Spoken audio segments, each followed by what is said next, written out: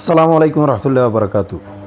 Load shedding কী জিনিস সেটা আপনারা সংসদে বসে বুঝতে পারবেন না। যদি লোডশেডিংয়ের কষ্ট বুঝতে হয় তাহলে অবশ্যই আপনাদেরকে জনগণের কাছে যেতে হবে। এই কথাগুলোই বললেন সংসদের মধ্যে হাসনাত আবদুল্লাহ। চলুন আমরা হাসনাত আবদুল্লাহর কাছ থেকে এই কথাগুলো শুনে আসি। এই সংসদে বসে এসি রুমে বসে এসি গাড়িতে চলে মিনিস্ট্রির এসিতে বসে বাসার মধ্যে 24/7 আনইন্টারাপ্টেড ইলেকট্রিসিটির মধ্যে থেকে জনগণের সমস্যা বোঝা যায় না। এই জন্য এই সংসদে যখন আমরা দাঁড়াই আমরা জনগণের সমস্যা অনুধাবন করতে পারি না।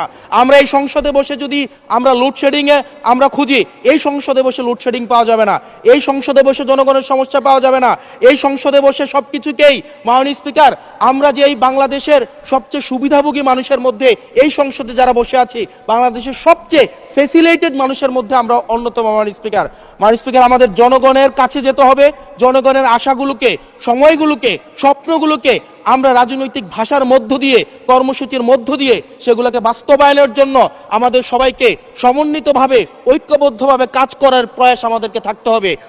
আপনারা তো কথাগুলো শুনলেন, হাসনাত আবদুল্লাহ যে কথাগুলো বললেন 100% সত্য কথা বলছেন।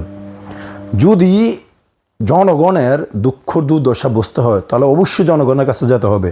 সংসদে বসে জনগণের কষ্ট বোঝা যায় না। কথাগুলো আপনাদের কাছে কেমন লাগলো দয়া করে জানাবেন, আর ভিডিওটা বেশি বেশি করে শেয়ার করে দিবেন।